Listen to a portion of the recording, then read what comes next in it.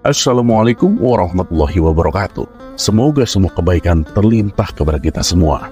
Amin ya rabbal alamin. Abu Nawas sering dianggap bodoh oleh banyak orang. Hal ini disebabkan karena perilaku dan perkataannya yang terkadang tampak di luar nalar. Namun sebenarnya Abu Nawas adalah sosok yang sangat pintar dan cerdas. Ia dikenal luas akan kebijaksanaannya yang luar biasa. Banyak orang, baik dari kalangan bangsawan maupun rakyat biasa, ingin bertemu dengannya dengan satu tujuan, menguji seberapa cerdas dan pintar Abu Nawas sebenarnya. Orang-orang itu biasanya hanya tahu sedikit ilmu, tapi mereka seringkali merasa telah memahami berbagai hal secara mendalam. Meski demikian, Abu Nawas tetap meladeni setiap pertanyaan dan tantangan mereka dengan sabar. Ia bahkan kerap berbicara menyesuaikan tingkat kecerdasan lawan bicaranya. Jadi tidak heran jika terkadang ia terlihat seperti orang bodoh. Itu semua semata-mata untuk menyesuaikan dengan orang yang sedang dia hadapi. Pada suatu sore, setelah selesai memberikan pelajaran kepada murid-muridnya, Abu Nawas tidak langsung masuk ke dalam rumahnya. Dengan langkah yang tenang, ia berjalan keluar menuju kebun luas miliknya yang terhampar hijau di belakang rumah. Sesampainya di sana, Abu Nawas melepas sorbannya, membiarkan rambutnya tergerai dan duduk santai di bawah pohon arbai. Angin semilir berhembus lembut, menggerakkan ranting dan daun-daun pohon. Abu Nawas menatap kebunnya yang luas dengan penuh rasa syukur. Di sana tumbuh berbagai tanaman buah yang ia rawat dengan penuh perhatian. Matanya tertuju pada tanaman labu yang sudah berbuah lebat. Buah-buahnya semakin membesar. Itu pertanda sebentar lagi ia akan bisa memanen hasil kebunnya. Alhamdulillah, ini benar-benar berkah yang luar biasa, gumam Abu Nawas dalam hati. Dan seperti biasa, setiap kali melihat kebesaran ciptaan Allah, Abu Nawas merenung dalam diam. Ia mulai bertanya-tanya, kenapa ya tanaman labu yang hidup merambat dan batangnya mudah patah itu bisa menghasilkan buah sebesar ini? Nah, sedangkan pohon arbe yang aku duduki ini tinggi dan besar, tapi buahnya kecil-kecil saja. Apakah Tuhan tidak keliru menciptakan tanaman-tanaman ini? Abu Nawas termenung cukup lama. Sesekali angin yang berhembus menggerakkan ranting-ranting pohon arbai hingga bergesekan satu sama lain. Tiba-tiba sebuah pohon arbai kecil yang matang jatuh dan mengenai kepalanya yang sedang terbuka tanpa sorban. Aduh, kata Abu Nawas terkejut dan mencari tahu apa yang menimpanya. Dan setelah melihat-lihat, ternyata itu adalah buah arbai kecil yang matang. Ia pun memungut buah itu dan memandangnya dengan seksama. Setelah beberapa saat, Abu Nawas tersenyum lebar. Sepertinya aku tahu jawabannya. Allah memang tidak pernah keliru dengan ciptaannya, katanya dalam hati. Ia pun melanjutkan renungannya. Bayangkan kalau buah arbe sebesar buah labu, pasti kepalaku sudah hancur karena buah yang jatuh itu, kata Abu Nawas tertawa kecil menghibur dirinya sendiri. Lalu kembali memuji kebesaran dan keadilan Sang Pencipta.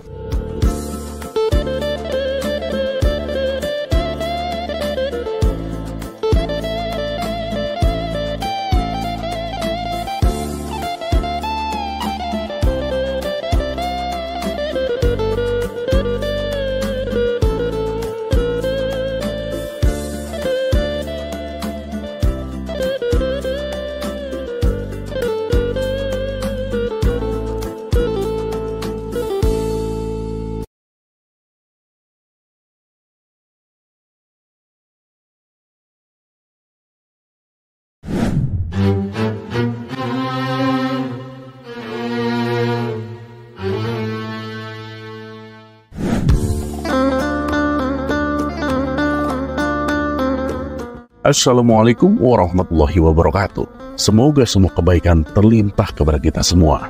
Amin ya rabbal alamin. Pada suatu pagi yang cerah, Abu Nawas berangkat ke hutan bersama keledainya. Seperti biasa, ia mencari kayu bakar untuk dijual ke pasar. Setelah beberapa jam mengumpulkan kayu, ia pun mengikat hasilnya ke punggung keledai dan berjalan menuju kota. Sesampainya di pasar, kayu-kayu itu segera laku terjual. Uangnya pun cukup untuk membeli sedikit beras dan beberapa kebutuhan rumah. Abu Nawas pun merasa puas dan memutuskan untuk segera pulang agar bisa beristirahat. Namun begitu sampai di rumah, harapannya untuk beristirahat sejenak langsung pupus. Suasana di dalam rumah sangat ramai. Anak-anaknya tengah bermain dengan penuh semangat, berlarian ke sana kemari sambil tertawa dan berteriak. Abu Nawas yang tubuhnya sudah lelah karena seharian bekerja hanya bisa menghela nafas panjang. Ia tidak tega memarahi anak-anaknya, karena bagaimanapun juga mereka itu masih kecil dan belum mengerti bahwa ayah mereka sedang kelelahan. Setelah berpikir sejenak, muncullah sebuah ide yang cerdik di benaknya. "Wahai anak-anakku, kemarilah," panggil Abu Nawas sambil tersenyum. Anak-anaknya pun segera menghampiri, penasaran dengan apa yang akan dikatakan ayah mereka. "Ayah akan mengadakan sebuah lomba untuk kalian. Kalian mau ikut?" tanya Abu Nawas. Anak-anaknya langsung menjawab dengan antusias. "Mau, kami siap ayah. Lomba apa?" Abu Nawas pun tertawa kecil lalu menjelaskan. "Lombanya adalah melukis ayah yang sedang tidur. Kalian punya waktu 2 jam untuk menyelesaikannya. Tapi ada syaratnya. Selama lomba berlangsung, tidak boleh ada yang berisik. Siapa yang paling diam dan lukisannya yang paling bagus akan mendapat hadiah spesial dari ayah." Mendengar kata hadiah, anak-anak pun semakin bersemangat. Mereka pun segera mengambil kertas, pensil, dan mulai menyiapkan tempat untuk menggambar. Sementara itu, Abu Nawas perlahan merebahkan tubuhnya di atas tikar. Ia memejamkan mata dengan tenang, menikmati suasana yang kini menjadi sunyi senyap.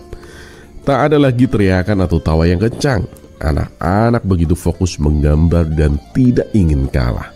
Dengan cara inilah Abu Nawas akhirnya bisa tidur siang tanpa gangguan. Kisah ini mengajarkan kita bahwa tidak semua masalah harus dihadapi dengan kemarahan atau kekerasan. Terkadang sedikit kreativitas dan kelembutan justru bisa menjadi solusi paling efektif. Abu Nawas menunjukkan bahwa menjadi orang tua yang bijak bukan hanya soal memberi aturan, tapi juga memahami cara terbaik untuk menyentuh hati anak-anak.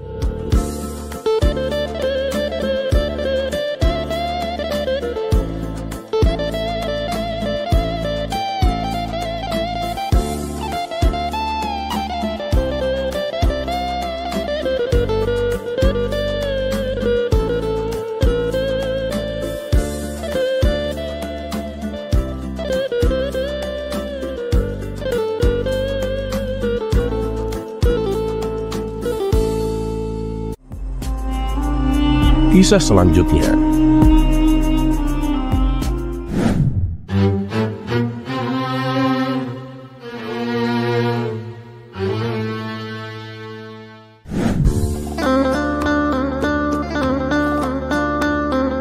Pada suatu hari, Baginda Raja mengadakan pertemuan besar di istana. Di antara tamu undangan hadir seorang ateis terkenal yang selalu meragukan keberadaan Tuhan. Si ateis ini bukan sembarangan orang. Ia dikenal cerdas, tajam dalam logika, dan selalu memenangkan perdebatan dengan argumennya yang rumit. Namanya telah masyhur di kalangan para pemikir karena ia suka mempertanyakan segala sesuatu, terutama tentang penciptaan alam semesta. Saat itu Baginda Raja yang sebelumnya berniat membuat pertemuan berjalan dengan tenang, mulai merasa terganggu dengan pertanyaan-pertanyaan si ateis. Di hadapan Baginda Raja dan para tamu, ia melontarkan pertanyaan-pertanyaan khasnya yang memancing perdebatan. "Kalau Tuhan benar-benar ada," kata si ateis dengan nada penuh tantangan, "kenapa aku tidak bisa melihatnya? Jika alam semesta ini diciptakan oleh Tuhan, bagaimana prosesnya? Bukankah setiap hal di dunia ini harus bisa dijelaskan dengan logika dan akal?" Para tamu saling berpandangan, merasa bingung dan tak tahu harus menjawab bagaimana. Baginda Raja sendiri mulai gelisah, merasa terpojok dengan argumen si ateis yang tampak sulit untuk dipatahkan.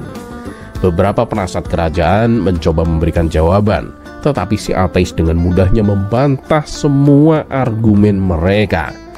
Melihat situasi semakin rumit, Baginda Raja memutuskan untuk memanggil satu-satunya orang yang ia yakini mampu menghadapi situasi ini. Siapa lagi kalau bukan Abu Nawas. Abu Nawas, kata Baginda Raja ketika orang bijak itu dipanggil menghadap. Aku ingin kamu membantu menjawab pertanyaan si ateis ini. Ia mempersoalkan sesuatu yang sangat rumit, Abu Nawas. Aku harap kecerdasanmu bisa memberikan jawaban yang memuaskan. Abu Nawas seperti biasa muncul dengan wajah tenang dan senyum kecil yang menyiratkan kepercayaan diri. Ia menatap si ateis dengan pandangan santai lalu berkata kepada Baginda Raja, Paduka yang mulia, hamba akan mencoba menjawabnya. Namun hamba membutuhkan segelas susu terlebih dahulu, Paduka. Para tamu heran mendengar permintaan itu.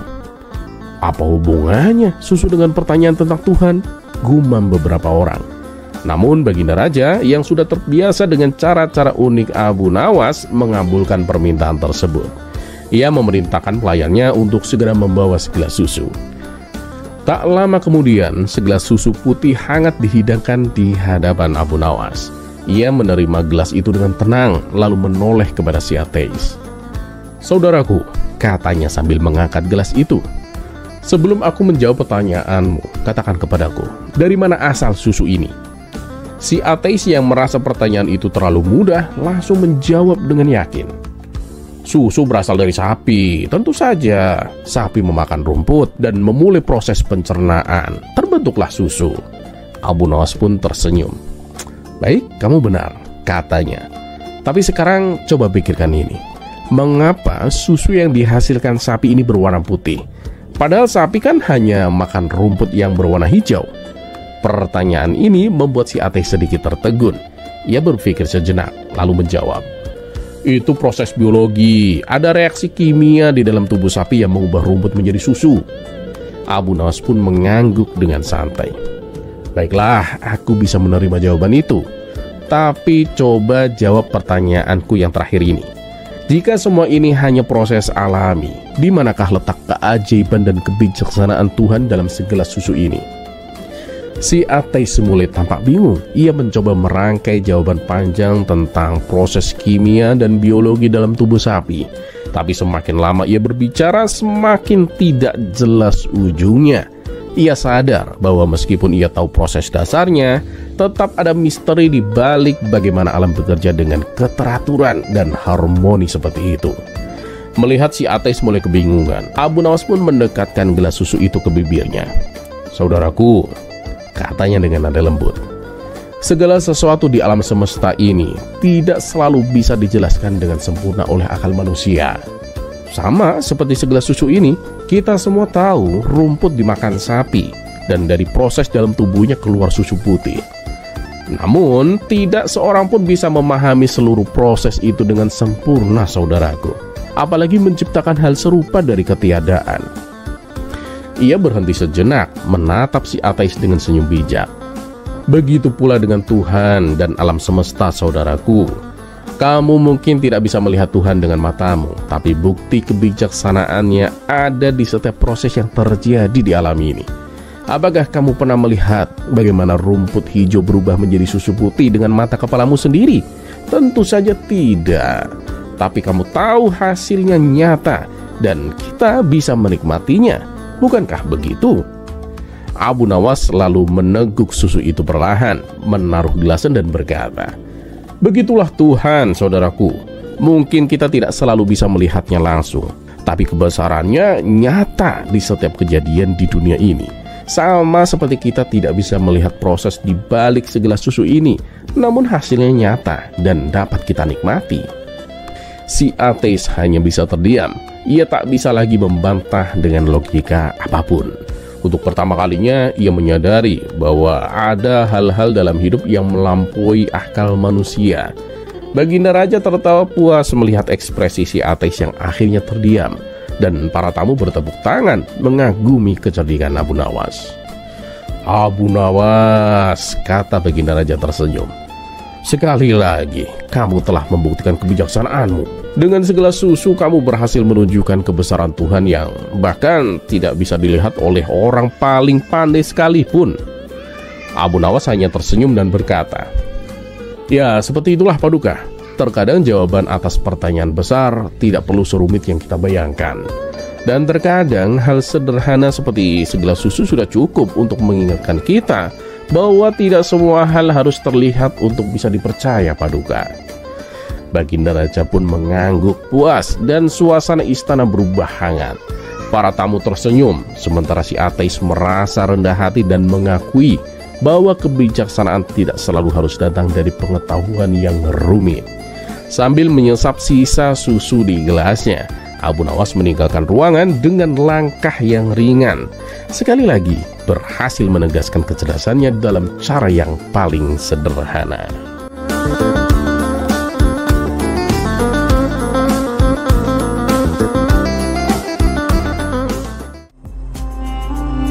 Kisah selanjutnya.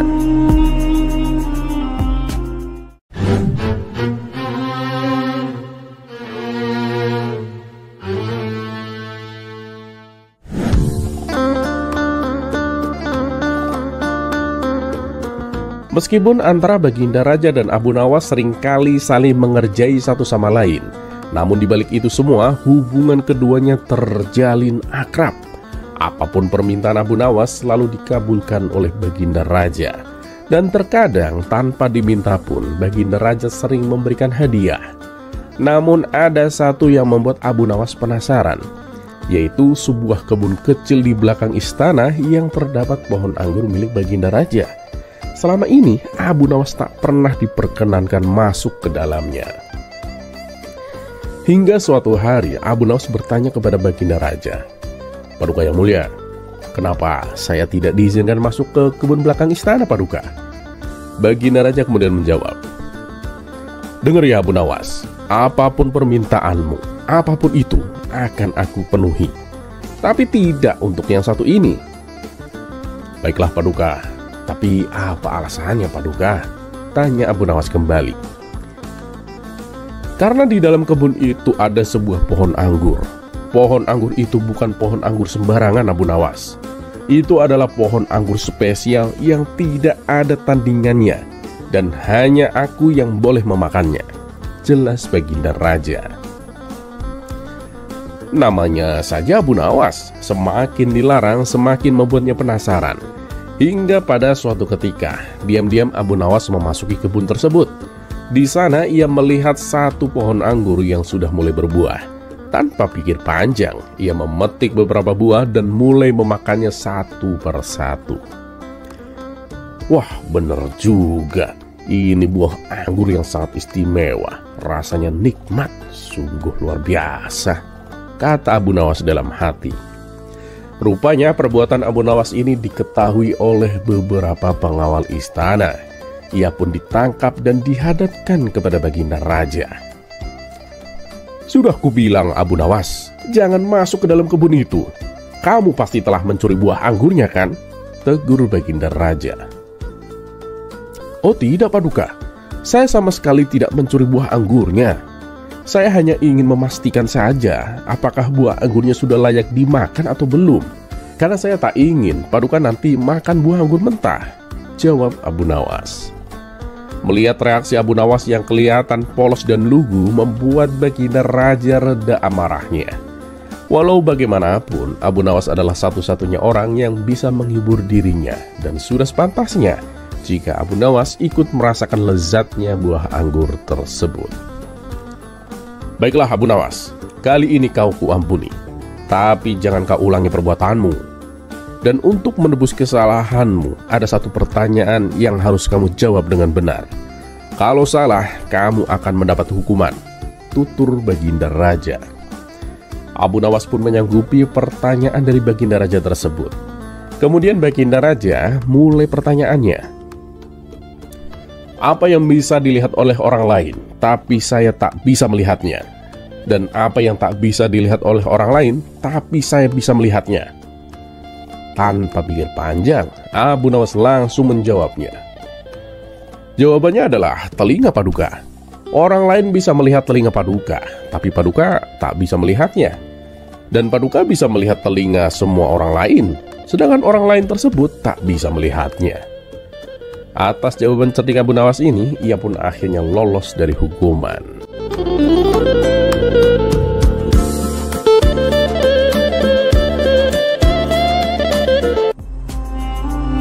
Kisah selanjutnya.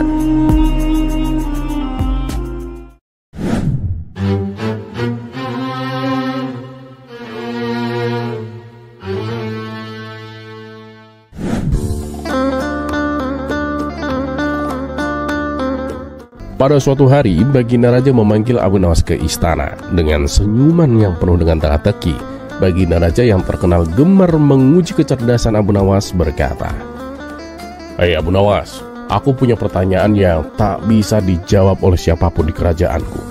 Kalau kamu berhasil menjawabnya, kamu akan mendapatkan hadiah emas sepenuh keranjang. Tapi kalau kamu gagal, kamu harus membersihkan kandang kuda selama sebulan penuh." Abu Nawas pun tersenyum tipis. Dia tahu pertanyaan Baginda Raja pasti rumit dan menjebak, tetapi ia tidak gentar. "Siap Paduka. Apakah pertanyaan itu Paduka?" tanyanya dengan tenang. Baginda Raja mendekatkan tubuhnya, menatap Abu Nawas, lalu berkata, "Apa yang lebih jahat daripada setan dan iblis?" Pertanyaan itu membuat Abu Nawas terdiam sejenak. Ia tahu bahwa jawaban sembarangan tidak akan diterima oleh Baginda Raja. Maka ia pun berkata, "Paduka yang mulia, pertanyaan ini sangat besar dan membutuhkan pemikiran yang mendalam. Mohon beri hamba waktu 3 hari untuk mencari jawabannya Paduka." Baginda Raja pun tersenyum dengan licik. "Baiklah, aku beri kamu waktu 3 hari. Tapi ingat, jawabanmu harus memuaskanku Abu Nawas." Setelah meninggalkan istana, Abu Nawas pun mulai berpikir keras. Pada hari pertama, ia pergi ke pasar untuk mengamati tingkah laku orang-orang. Di sana, ia melihat seorang pedagang yang mencurangi timbangannya akan mendapatkan keuntungan yang lebih besar. Ia menambahkan beban kecil yang tersembunyi di bawah timbangan, sehingga barang yang ia jual terlihat lebih berat dari yang sebenarnya. Abu Nawas mendekati seorang pembeli dan berkata, "Tahukah kamu bahwa barang yang kamu beli sebenarnya lebih ringan dari yang terlihat?" Pembeli itu terkejut, tetapi pedagang itu langsung membantah dengan suara lantang, "Jangan dengarkan dia, aku ini pedagang yang jujur." Abu Nawas pun tersenyum sambil bergumam dalam hati, "Orang ini menggunakan akalnya untuk mencurangi orang lain. Apakah ini yang lebih jahat daripada setan?" Namun ia merasa ini belum cukup untuk menjadi jawaban yang pasti. Ia terus berjalan hingga ia melihat seorang pejabat kerajaan sedang memeras seorang petani miskin.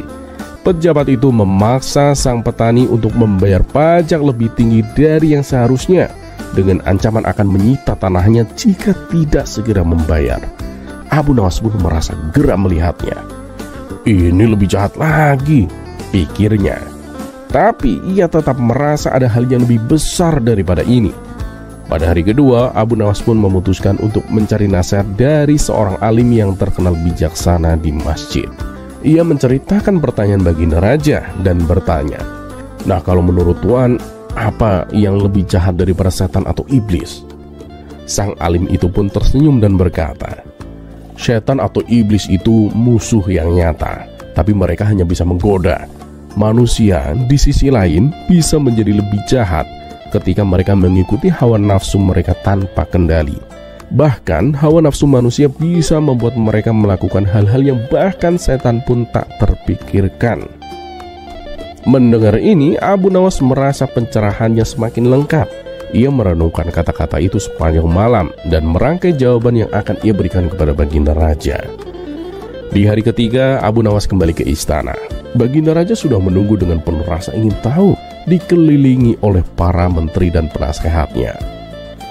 "Jadi Abu Nawas," kata Baginda Raja dengan senyum penuh harap, "apa jawabanmu? Apa yang lebih jahat daripada setan atau iblis?" Abu Nawas pun membungkuk hormat dan menjawab dengan tenang, "Paduka yang mulia, Yang lebih jahat daripada setan adalah manusia yang menggunakan akalnya untuk berbuat kejahatan. Baginda Raja mengernyit, penasaran dengan jawaban itu. Manusia? Jelaskan maksudmu. Abu Nawas pun melanjutkan dengan penuh percaya diri. Setan hanya menggoda Paduka. Mereka memanfaatkan kelemahan manusia. Tetapi manusia memiliki akal yang bisa membedakan antara baik dan buruk. Ketika manusia dengan sengaja menggunakan akalnya untuk mencurangi orang lain, menindas yang lemah, atau bahkan merusak tatanan dunia demi kepentingan pribadi, mereka melampaui setan dalam hal kejahatan, Paduka. Setan hanyalah penggoda, tetapi manusia menjadi pelaku kejahatan yang sesungguhnya. Mendengar penjelasan itu, Baginda Raja terdiam. Ia merenungkan kata-kata Abu Nawas. Ia tertawa terbahak-bahak. Abu Nawas, kamu benar-benar luar biasa. Jawabanmu sangat bijaksana. Kamu telah membuka mataku bahwa kejahatan sejati bukan hanya berasal dari godaan setan, tetapi juga dari akal manusia yang disalahgunakan. Baginda Raja pun memerintahkan pelayan untuk membawa keranjang emas sebagai hadiah, dan dengan senang hati Abu Nawas pun menerimanya. Dalam perjalanan pulang, Abu Nawas tersenyum puas sambil berkata, seperti biasa, akal sehat dan kebijaksanaan adalah senjata yang terbaik. Kisah ini pun menyebar ke seluruh penjuru negeri, menambah kekaguman rakyat kepada kecerdasan dan kebijaksanaan Abu Nawas.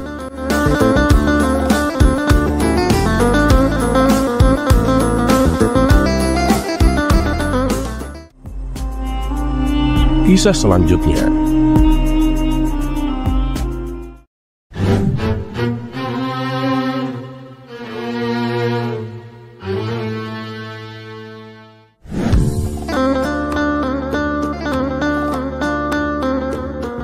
Keledai Abu Nawas yang dicuri.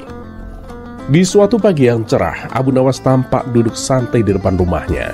Lama-kelamaan akhirnya ia pun merasa jenuh, dan untuk menghilangkan rasa jenuhnya, ia memutuskan pergi ke warung untuk nongkrong bersama kawan-kawannya. Akan tetapi, setibanya di sana, ternyata warung masih sepi, tak ada seorang pun di situ. Abu Nawas lalu memilih untuk jalan-jalan ke pasar. Sesampainya di pasar, Abu Nawas berjalan ke sana kemari, hingga sampailah ia ke pasar hewan. Di situ, Abu Nawas melihat ada seekor keledai yang tampak kesakitan. Karena merasa kasihan, ia berniat membeli keledai tersebut. Maka Abu Nawas pun menghampiri penjualnya. Setelah transaksi selesai, Abu Nawas lalu mengikat tali pada leher keledai dan menariknya untuk dibawa pulang. Saat Abu Nawas di tengah perjalanan, ternyata ia telah diawasi oleh dua orang pencuri. Abu Nawas tak menyadari kalau dirinya sedang diikuti oleh kedua pencuri tersebut. Mereka berdua berjalan tepat di belakang Abu Nawas. Lalu ketika Abu Nawas sedang lengah, salah satu pencuri dengan perlahan melepas tali yang mengikat leher keledai dan memasangkan talinya ke leher pencuri itu sendiri. Sementara kawan pencuri satunya mengambil keledai dan membawanya lari. Setelah sampai di rumah, Abu Nawas menoleh ke belakang untuk melihat keledainya. Abu Nawas langsung kaget dan terkejut karena keledai yang dibawahnya berubah menjadi manusia dengan kepala terikat. Dengan terheran-heran, Abu Nawas pun bertanya kepadanya, "Kamu ini siapa?" Dengan berpura-pura menangis, orang itu menjawab, "Wahai Tuan, aku adalah orang bodoh yang telah dimurkai oleh ibuku. Ibuku telah mendoakanku agar Allah mengubahku menjadi seekor keledai. Dan doa beliau pun dikabulkan oleh Allah. Kemudian mereka menjualku di pasar. Namun berkat barokah dari Tuhan, aku dapat berubah kembali menjadi manusia seperti semula." Pencuri itu pun lalu mendekat dan mencium tangan Abu Nawas seraya mengucapkan terima kasih dan minta untuk didoakan. Entah kenapa, kali ini Abu Nawas bisa dengan mudahnya percaya atas perkataan si pencuri tersebut. Bahkan ia menasehati agar jangan lagi mengulangi kesalahannya dan senantiasa berbakti kepada kedua orang tuanya. Kemudian melepaskan pencuri tersebut. Hari berikutnya, Abu Nawas kembali jalan-jalan di pasar. Ketika sampai di pasar hewan, tiba-tiba ia melihat keledai yang dibelinya tempo hari. Dengan cepat Abu Nawas mendatangi keledai tersebut dan membisikkan ke telinganya, "Hei, kurang ajar, kenapa kamu tidak mendengarkan nasihatku? Sampai-sampai ibumu murka lagi dan mengutukmu lagi menjadi keledai. Kali ini aku akan membantumu lagi. Tapi ini untuk terakhir kalinya. Awas, kalau sampai kamu durhaka lagi kepada ibumu, aku tak akan membantumu lagi, ujar Abu Nawas. Dan kemudian membeli keledai itu lagi ke si penjual. Setelah perjalanan yang cukup jauh, Abu Nawas memutuskan untuk istirahat dan sholat asar, karena kebetulan memang sudah memasuki waktu sholat asar. Dan ternyata Abu Nawas lagi-lagi diikuti oleh dua pencuri yang kemarin. Ketika Abu Nawas sedang sholat, dengan sangat yakin mereka melancarkan aksinya sama seperti yang sebelumnya. Keledai dibawa lari dan pencuri satunya memasangkan tali keledai di lehernya. Ia berpura-pura sebagai pria yang dikutuk ibunya menjadi keledai. Setelah selesai sholat, Abu Nawas mendekati keledainya, dan ia tak terkejut lagi ketika keledainya berubah menjadi manusia. Kamu ini ya, kemarin kan sudah aku bilang, jangan durhaka lagi kepada ibumu. Doa seorang ibu itu langsung sampai kepada Allah tanpa ada penghalang sedikit pun. Iya Tuan, maaf saya khilaf Tuan. Saya sekarang sangat menyesal Tuan. Terima kasih Tuan telah membantu saya lagi. Terima kasih Tuan, kata si pencuri memelas dan berharap untuk dilepaskan lagi. Abu Nawas kemudian terdiam sejenak. Ia duduk dengan sedikit merenung. Si pencuri itu pun heran kenapa ia tak segera dilepas oleh Abu Nawas. Padahal kemarin ia langsung dilepas begitu saja. Abu Nawas pun bangkit dengan wajah tersenyum. Ada sesuatu yang dibisikkan Abu Nawas kepada si pencuri hingga membuat si pencuri melongo tak percaya mendengarnya. Ya sudah, ini untuk pelajaran buatmu karena telah berani durhaka kepada ibumu. Kamu kan sudah lama menjadi keledai. Sekarang aku akan naik ke punggungmu dan bawa aku sampai ke rumah. Abu Nawas pun langsung naik ke punggung si pencuri. Dan mau tak mau si pencuri itu pun berjalan dengan kaki dan tangan seperti seekor keledai. Tapi baru beberapa langkah saja si pencuri terjatuh dan tersungkur. Ia tak kuat dan kelelahan. Dan usut punya usut, ternyata Abu Nawas sudah tahu dari awal pertama bahwa si pencuri itu bersengkongkol dengan si penjual untuk mengelabuhi pembelinya. Karena Abu Nawas sebelumnya mendapat laporan kejadian serupa dari beberapa warga yang mengalaminya. Akhirnya si pencuri dan penjual ditangkap dan dibawa ke hadapan Tuan Hakim untuk diadili.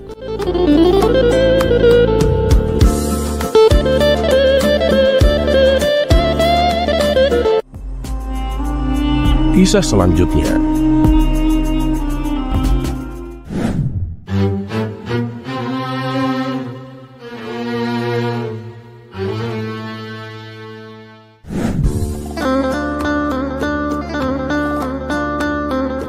Suatu hari, ada seorang pemuda yang tidak percaya akan adanya akhirat. Baginya, keyakinan tersebut hanyalah omong kosong belaka. Pemuda ini sangat berhasrat mengajak debat siapa saja yang mempercayai akhirat. Suatu ketika saat nongkrong di warung, ia melihat Abu Nawas sedang duduk bersama teman-temannya. Saat itu, Abu Nawas sedang menjelaskan betapa pedihnya siksa kubur, terutama bagi orang-orang kafir yang tidak mempercayai Allah dan Rasul-Nya. Ya Abu Nawas, jadi orang kafir ketika di dalam kubur langsung mendapatkan siksaan? Tanya salah satu kawannya. Ya benar, orang kafir itu memang langsung disiksa di alam kubur, jawab Abu Nawas.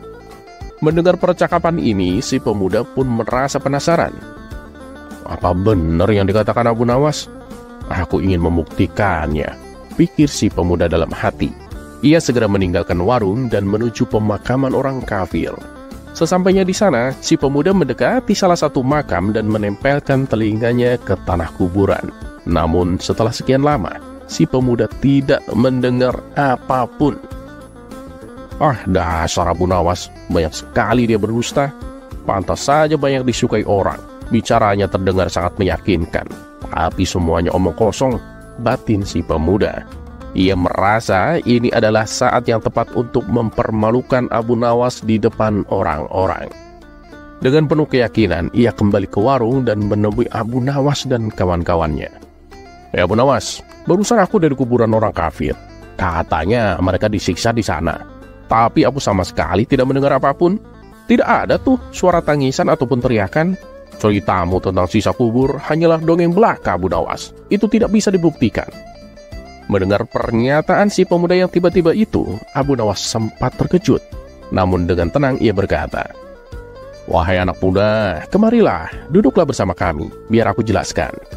Si pemuda pun mendekati Abu Nawas dan duduk tepat di sampingnya. "Jadi kamu tidak percaya adanya akhirat?" tanya Abu Nawas. "Sama sekali aku tidak percaya. Coba, mana buktinya kalau akhirat itu ada?" jawab si pemuda dengan penuh keyakinan.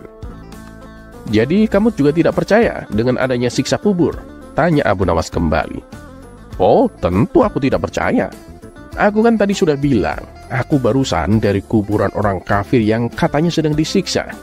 Tapi aku sama sekali tidak mendengar teriakan mereka," jawab si pemuda.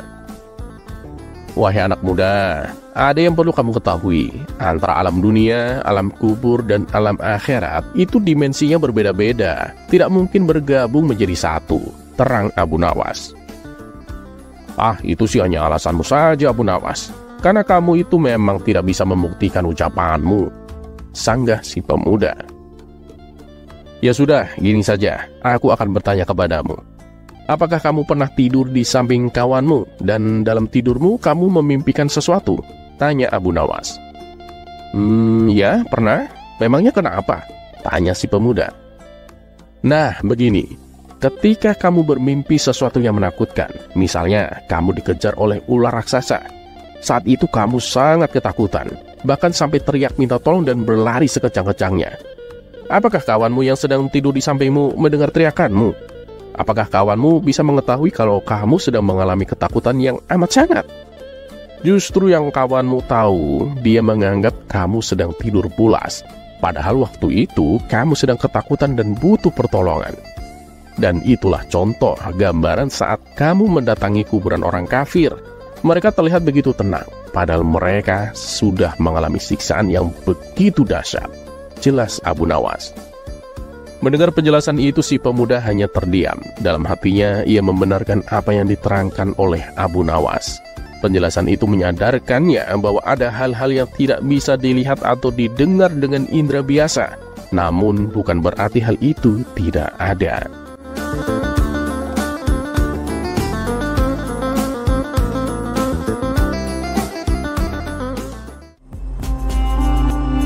Kisah selanjutnya.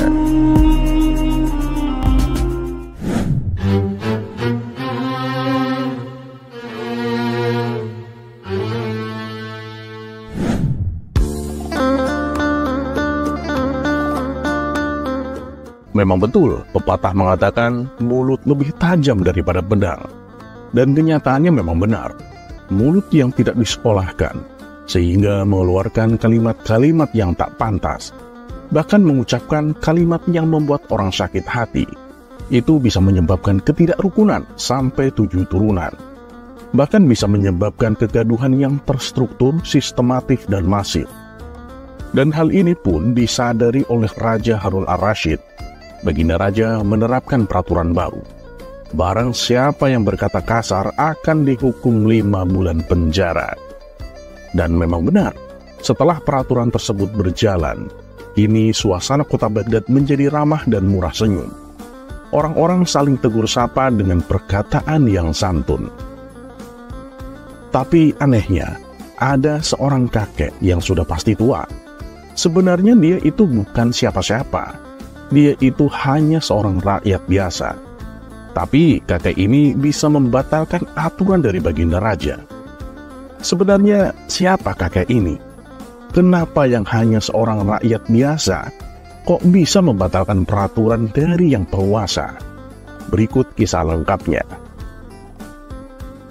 Kisah ini diawali ketika Abu Nawas sedang berjalan-jalan santai. Di setiap perjalanannya, ia selalu bertegur sapa dengan orang-orang yang berpapasan dengannya. Sopan santun, senyum, salam sapa kini sudah menjadi kebiasaan masyarakat Baghdad. Dan ketika Abu Nawas berjalan di pinggir sungai, ia melihat seorang kakek-kakek yang sedang memancing ikan. Abu Nawas pun tertarik dan mendekati si kakek itu. "Lagi apa, kek?" tanya Abu Nawas berbosa basi sambil tersenyum. Dasar tolol, matamu kemana? Gak lihat aku lagi mancing," jawab kakek tua. Sontak Abu Nawas kaget dengan jawaban yang kasar itu. Tapi ia mencoba untuk bersabar. "Udah dapat ikannya, kek?" tanya Abu Nawas kembali. "Belum, tolol. Berisik, banyak omong kamu," jawab kakek tua. Sabar masih bisa dipegang Abu Nawas. Ia masih dengan tersenyum dan kemudian bertanya, "Emang umpannya pakai apa, kek?" "Ya pakai cacing lah, tolol," jawab kakek tua. "Pantesan gak dapet. Coba pakai biji kurma, kek," saran Abu Nawas. "Loh, emang bisa?" tanya kakek tua itu penasaran. "Ya nggak bisa lah, tolol," balas Abu Nawas dengan sedikit teriak untuk meluapkan semua emosi yang diumpetnya sedari tadi. Saking kagetnya, si kakek pun jatuh pingsan. Seseorang yang kebetulan melihat hal itu segera melaporkannya kepada Baginda Raja. Maka dibawalah Abu Nawas untuk diadili. "Benar, kamu berkata kasar, Abu Nawas?" tanya Baginda Raja. "Benar, Paduka Yang Mulia," jawab Abu Nawas. "Apa alasanmu melakukan itu? Apalagi kepada kakek tua? Kasihan, dia sampai pingsan begitu, Abu Nawas," ujar Baginda Raja. "Loh, saya kan hanya membalas perkataan dia, Paduka," sahut Abu Nawas. "Sudahlah, apapun alasannya, kau tetap harus dihukum, Abu Nawas," timpal Baginda Raja. "Tunggu dulu, Paduka. Kalau saya dihukum, berarti kakek tua itu juga harus dihukum dong," protes Abu Nawas. "Aduh, Abu Nawas, sama kakek tua saja kau tega menuntutnya," sesal Baginda Raja. "Ya, Paduka panggil saja orangnya. Nanti Paduka juga akan tahu sendiri," terang Abu Nawas. Kemudian dipanggillah kakek tua tersebut untuk diadili. "Maaf ya, kek. Kakek tahu kenapa dipanggil ke sini?" tanya Baginda Raja. "Ya tahulah, tolol," jawab kakek tua. Sontak Baginda Raja terkejut mendengarnya. "Kakek, tolong bahasanya yang sopan ya. Barangkali dengan bahasa yang sopan, kakek bisa kembali muda lagi," kata Baginda Raja. "Loh, emang bisa?" tanya kakek tua itu penasaran. "Ya nggak bisa lah, tolol," jawab Baginda Raja berteriak meluapkan emosinya. Melihat reaksi Baginda Raja, Abu Nawas tertawa terpinggal-pinggal. Ditambah lagi dengan kakek tua itu yang pingsan kembali karena teriakan tolol Baginda Raja. Abu Nawas pun tertawa sampai sakit perut. "Gimana, Paduka? Apakah sidang ini mau diteruskan? Kalau begitu, kita bertiga sama-sama akan masuk penjara dong," ucap Abu Nawas sambil terus tertawa. Baginda Raja yang masih kesal dengan kakek tua itu memilih untuk meninggalkan ruang sidang.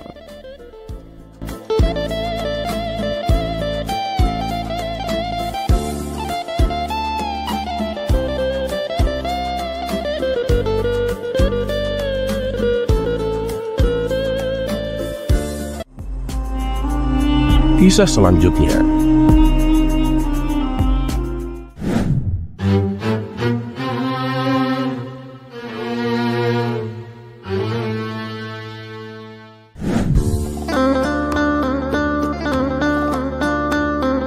Suatu pagi yang cerah, Abu Jahil datang ke rumah Abu Nawas dengan wajah penuh kebingungan. Kali ini ia membawa sebuah buku tebal bergambar monyet, manusia purba, dan manusia modern di sampulnya. "Abu Nawas," serunya dengan suara lantang, "aku ingin bertanya sesuatu yang sangat penting." Abu Nawas yang sedang menyirami tanaman di halaman menoleh dengan senyum kecil. "Apalagi Abu Jahil, kenapa wajahmu seperti orang yang baru melihat hantu di siang bolong?" Abu Jahil pun menepuk-nepuk buku yang dibawanya. "Aku baru membaca buku ini, Abu Nawas. Di dalamnya tertulis bahwa manusia itu berasal dari monyet. Apa menurutmu itu benar?" Abu Nawas pun tertawa kecil lalu mengusap janggutnya. Pertanyaanmu menarik sekali. Tapi sebelum aku jawab, katakan dulu, kenapa kamu tertarik dengan hal ini? Jangan-jangan kamu merasa seperti monyet purba?" Abu Jahil pun merengut. "Bukan begitu, aku hanya penasaran. Kalau benar manusia berasal dari monyet, kenapa masih ada banyak monyet di dunia ini? Kenapa mereka tidak semua berubah menjadi manusia? Abu Nawas pun tertawa lebih keras. Itu pertanyaan bagus, Abu Jahil. Baiklah, mari kita pikirkan bersama. Abu Nawas pun mengambil sebuah mangga dari pohon dan berkata, lihatlah mangga ini, Abu Jahil. Ketika bijinya ditanam, ia akan tumbuh menjadi pohon mangga, bukan pohon apel. Begitu juga dengan evolusi. Evolusi bukan berarti semua monyet berubah menjadi manusia. Mereka hanya memiliki nenek moyang yang sama di masa lalu. Seperti pohon mangga ini berasal dari satu biji, tapi cabangnya bisa berbeda-beda. Abu Jahil pun menggaruk kepalanya. Jadi maksudmu manusia dan monyet itu seperti cabang yang berbeda dari pohon yang sama? Abu Nawas pun mengangguk. Tepat sekali. Tapi ingat, ini adalah teori ilmiah, bukan dalil agama. Dalam agama, manusia pertama adalah Nabi Adam yang diciptakan langsung oleh Tuhan. Jadi, jika kamu bertanya apakah manusia berasal dari monyet, jawabannya ya tergantung pada sudut pandangmu, ilmu pengetahuan atau agama. Abu Jahil pun semakin bingung. Jadi mana yang benar, Abu Nawas? Ilmu pengetahuan atau agama? Abu Nawas pun tersenyum bijak. Wahai Abu Jahil, kebenaran itu seperti koin dengan dua sisi. Kadang ilmu pengetahuan membantu kita memahami ciptaan Tuhan, dan agama membantu kita memahami tujuan hidup. Jangan berpikir bahwa keduanya harus saling bertentangan. Sebaliknya, gunakanlah keduanya untuk menjadi manusia yang lebih baik, Abu Jahil. Abu Jahil pun terdiam sejenak, lalu ia berkata, tapi kenapa aku masih merasa lebih mirip monyet ya? Apakah ini karena wajahku? Abu Nawas pun tertawa terbahak-bahak hingga nyaris jatuh dari bangku. Oh, Abu Jahil, itu sih bukan karena evolusi. Itu sih karena kamu terlalu sering memanjat pohon untuk mencuri mangga di kebun tetangga. Mendengar itu, Abu Jahil pun tersipu malu dan akhirnya ikut tertawa bersama Abu Nawas.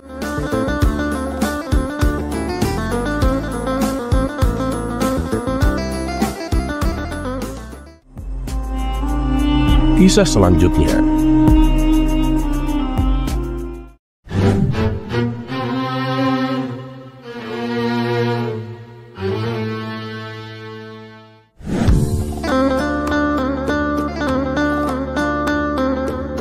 Sudah berhari-hari Baginda Raja merenung, bukan karena suatu masalah yang besar, tapi hanya karena sebuah teka-teki yang ia dapat dari kawannya, yaitu Raja Negeri Seberang. Tak ingin berlarut-larut memikirkannya, akhirnya Baginda Raja memanggil Abu Nawas untuk memecahkan teka-teki itu yang selama ini membuatnya pusing. Dan singkat cerita, datanglah Abu Nawas menghadap. Tanpa basa-basi, Baginda Raja langsung berkata, Abu Nawas, aku memanggilmu ke sini karena aku sudah tak tahu harus berbuat apa lagi. Ada teka-teki yang selama ini menggoda pikiranku, Abu Nawas. Berhari-hari sudah aku mencari jawabannya, tapi semuanya sia-sia. Nah, aku butuh kamu untuk mencari jawabannya, Abu Nawas. Abu Nawas pun membalas, oh siap Paduka Yang Mulia. Langsung saja Paduka, apa teka-tekinya? Baginda Raja lalu kembali berkata, aku harap kamu langsung bisa menemukan jawabannya, Abu Nawas. Begini teka-tekinya. Di manakah sebenarnya batas jagat raya ciptaan Tuhan kita? Tanpa pikir panjang dan tanpa ragu-ragu, Abu Nawas langsung menjawab. Batas jagat raya itu ada di dalam pikiran kita, Paduka. Kemudian Abu Nawas menjelaskan lebih rinci. Ketika keterbatasan itu ada karena adanya keterbatasan, dan keterbatasan itu ditanamkan oleh Tuhan di dalam otak manusia. Maka dari itu, manusia tidak akan pernah tahu di mana batas jagat raya ini. Sebab sesuatu yang terbatas itu tentu tak akan mampu mengukur sesuatu yang tak terbatas. Tutur Abu Nawas. Baginda Raja pun tersenyum puas mendengar penjelasan Abu Nawas yang sangat masuk akal itu.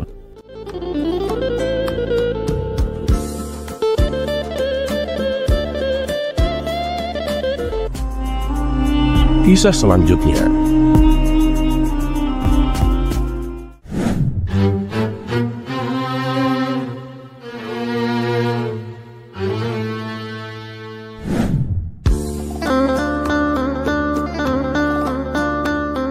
Kecerdikan Abu Nawas dalam menghadapi masalah tak perlu diragukan lagi, apalagi ketika mendapat tantangan dari Baginda Raja. Bahkan tantangan yang terbilang mustahil pun dengan mudahnya diselesaikan oleh Abu Nawas. Sementara bagi sang raja sendiri, hal ini merupakan hiburan untuknya, meskipun terkadang menjadi bumerang. Bagaimana tidak? Karena bukan sekali dua kali, saat Abu Nawas menyelesaikan tantangan justru membuat Baginda Raja malu di hadapan menteri-menterinya. Tapi itulah resiko yang harus ditanggung bila berurusan dengan orang cerdik seperti Abu Nawas. Dan kali ini, Baginda Raja kembali ingin menguji kecerdikan Abu Nawas. Kisah ini berawal ketika Baginda Raja baru pulang dari negeri seberang. Ia pun menceritakan pengalamannya selama tinggal di sana, termasuk mengenai seorang pengawal pribadi Raja negeri seberang yang terkenal sakti. Si pengawal tersebut bisa muncul tiba-tiba tanpa diketahui dari mana datangnya. Mendengar cerita Baginda Raja, sang menteri pun merasa takjub. "Maksud Paduka, pengawal itu muncul tiba-tiba?" tanya sang menteri merasa heran. "Benar, menteriku. Saat itu aku sedang duduk dengan raja negeri seberang itu. Tapi di samping kanan kirinya tak ada seorang pun pengawal. Lalu aku coba tanya kepadanya, 'Kenapa pengawalmu tidak mendampingi?' Dia malah tersenyum. Kemudian dia teriak memanggil pengawalnya. Tiba-tiba di hadapan kami sudah berdiri seorang pengawal yang entah datangnya dari mana," kata Baginda Raja menjelaskan. "Wah, bisa jadi pengawal tersebut sebenarnya adalah jin, Paduka," timpal sang menteri. "Mungkin juga, bisa jadi dia adalah jin," balas Baginda Raja. Setelah mendengar cerita tersebut, sang menteri muncul ide akan sebuah tantangan. Kemudian ia pun mengungkapkan idenya tersebut kepada Baginda Raja. "Paduka yang mulia, bukankah selama ini tantangan Paduka selalu berhasil dikalahkan Abu Nawas? Bagaimana kalau Abu Nawas ditantang seperti pengawal sakti itu?" kata sang menteri mengusulkan. "Tantangan? Tantangan seperti apa? Aku belum paham dengan maksudmu," tanya Baginda Raja bingung. "Begini Paduka, Abu Nawas kita tantang hadir di depan Paduka, tapi tidak boleh dengan jalan kaki, tidak boleh berkendara, dan tidak boleh kelihatan. Dia harus datang tiba-tiba seperti pengawal itu," kata sang menteri menjelaskan. "Bagus sekali idemu, aku setuju. Kali ini Abu Nawas pasti akan kalah," balas Baginda Raja kegirangan. Tanpa membuang-buang waktu, Baginda Raja langsung memerintahkan beberapa pengawal untuk memanggil Abu Nawas. Dan singkat cerita, datanglah Abu Nawas menghadap Baginda Raja. Abu Nawas, apakah kamu masih berani menerima tantanganku?" tanya Baginda Raja. "Tentu saja saya berani, Paduka. Tapi saya perlu tahu, apa imbalannya kalau saya berhasil?" kata Abu Nawas balik bertanya. "Karena tantangan ini sangat sulit dan mustahil, hadiahnya akan aku tambahkan menjadi 1000 dinar. Tapi bila kamu gagal, sebagai hukumannya, kamu harus memandikan kuda-kuda istana selama sebulan. Dan semua hadiah yang selama ini aku berikan, harus kamu kembalikan. Karena hadiah tersebut akan aku serahkan kepada menteriku, sebab dialah yang punya ide tantangan ini. Apa kamu bersedia?" tanya Baginda Raja kembali. Mendengar hadiah yang begitu besar, spontan Abu Nawas langsung tergiur. "Siap, Paduka yang mulia, saya sangat bersedia," sahut Abu Nawas dengan muka berseri-seri. Kemudian Baginda Raja memberitahu tantangan yang akan ia berikan. "Abu Nawas, dengar baik-baik tantangannya. Besok kamu harus ada di sini persis seperti sekarang ini, berdiri tepat di hadapanku. Tapi ada syaratnya. Kamu kesini tidak boleh berjalan kaki, tidak boleh naik kendaraan, dan tidak boleh terlihat oleh siapapun. Pokoknya tahu-tahu kamu sudah ada di sini," jelas Baginda Raja. Seketika jantung Abu Nawas langsung berdebar kencang mendengar tantangan tersebut. "Waduh, ini tantangan yang mustahil. Mana mungkin aku bisa melakukannya?" pikir Abu Nawas. Di tengah kebingungan Abu Nawas, Baginda Raja kembali berkata, "Gimana Abu Nawas? Kalau kamu membatalkan tantangan ini, itu sama saja kamu mengaku kalah. dan itu berarti kamu harus menjalani hukuman dan menyerahkan semua hadiahmu kepada menteriku." Sementara sang menteri merasa puas dengan ide tantangan yang dimilikinya. "Mampus kau Abu Nawas, kamu akan menderita selama sebulan," ucap sang menteri dalam hati. Nasi sudah menjadi bubur, Abu Nawas tak mungkin membatalkan tantangan tersebut. Ia pun lalu memohon diri kepada Baginda Raja untuk pamit pulang ke rumahnya. Setibanya di rumah, Abu Nawas duduk di teras depan sambil memutar otaknya. Ia terus memikirkan cara agar terlepas dari hukuman. Namun sampai waktu menjelang sore, ia tak juga menemukan solusinya. Hampir saja Abu Nawas dibuat stres karena akal cerdiknya selalu menemukan jalan buntu. Saat ia tengah termenung, salah seorang tetangganya lewat di depan Abu Nawas dengan memanggul karung besar. Iseng-iseng Abu Nawas bertanya kepadanya, "Hei kawan, bawa apa kau itu?" Dengan masih memanggul karung, tetangganya pun menjawab, "Kambing Abu Nawas." "Loh, kambing? Kenapa tidak dituntun saja? Kan lebih gampang," kata Abu Nawas menyarankan. "Ini sih sengaja Abu Nawas, biar orang-orang tidak tahu kalau aku bawa kambing. Malu," balas tetangganya.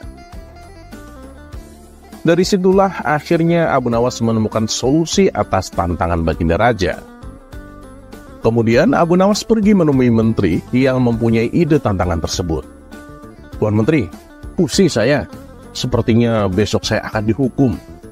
Tapi saya bisa minta tolong nggak Tuan Menteri?" pinta Abu Nawas. "Mau minta tolong apa?" tanya sang menteri. "Begini Tuan, besok saya minta tolong ambilkan karung yang ada di rumahku dan bawalah ke hadapan Baginda Raja," ucap Abu Nawas. "Memang apa isinya karung itu, Abu Nawas?" tanya sang menteri kembali. "Isinya semua hadiah dari Baginda Raja, Tuan Menteri. Selama ini aku kumpulkan di dalam karung tersebut. Bukankah nantinya juga akan menjadi milikmu?" ujar Abu Nawas. "Oh, baiklah Abu Nawas, besok aku bawakan," balas sang menteri. Esok paginya, sang menteri menuju rumah Abu Nawas. Sesampainya di sana, ia hanya menjumpai istrinya. "Mana Abu Nawas?" tanya sang menteri. "Abu Nawas sudah berangkat ke istana, Tuan," jawab istri Abu Nawas. Kemudian istri Abu Nawas menunjukkan karung yang akan dibawa oleh Tuan Menteri. Dengan hati gembira, sang menteri memanggul karung tersebut sampai ke istana. Meskipun terik matahari sangat panas, tak membuat sang menteri merasa letih. Karena rasa letihnya terobati dengan hadiah yang akan ia dapatkan. Setelah sang menteri tiba di istana, ia pun segera menghadap Baginda Raja. "Itu apa yang kau bawa? Dan mana Abu Nawas?" tanya Baginda Raja. "Bukankah Abu Nawas sudah kesini? Kata istrinya ia sudah berangkat dari pagi, Paduka." "Nah, kalau karung ini isinya katanya semua hadiah yang Abu Nawas kumpulkan," jawab sang menteri. "Mana? Sampai saat ini Abu Nawas belum kelihatan." "Ya sudahlah, kita tunggu saja. Sekarang buka ikatan tali karung itu. Aku ingin melihat isinya." Sang menteri pun langsung membuka ikatan tali karung tersebut. Ketika karung itu terbuka, tiba-tiba muncul Abu Nawas dari dalam karung. "Hamba sudah di sini, Paduka. Seperti yang Paduka inginkan. Tidak berjalan kaki, tidak berkendara, dan tidak diketahui oleh siapapun," ujar Abu Nawas. Sontak Baginda Raja dan menteri terkejut dibuatnya. Baginda Raja pun langsung tertawa terpingkal-pingkal dengan tingkah Abu Nawas ini. "Gila, kamu memang cerdik Abu Nawas," puji Baginda Raja sambil terus tertawa. Sementara sang menteri yang punya ide tantangan ini malah mendapatkan sial. Ia bukan hanya gagal mendapat hadiah, tapi tanpa ia sadari, ia malah membantu Abu Nawas dalam menjalankan tantangannya. Terlepas apakah cerita ini adalah cerita fiksi atau kenyataan, teruslah berbuat kebaikan. Karena ketahuilah, kita mungkin tahu berapa umur kita sekarang, tapi tak ada yang tahu berapa sisa umur kita. Dan seperti biasa, terima kasih. Wassalamualaikum warahmatullahi wabarakatuh.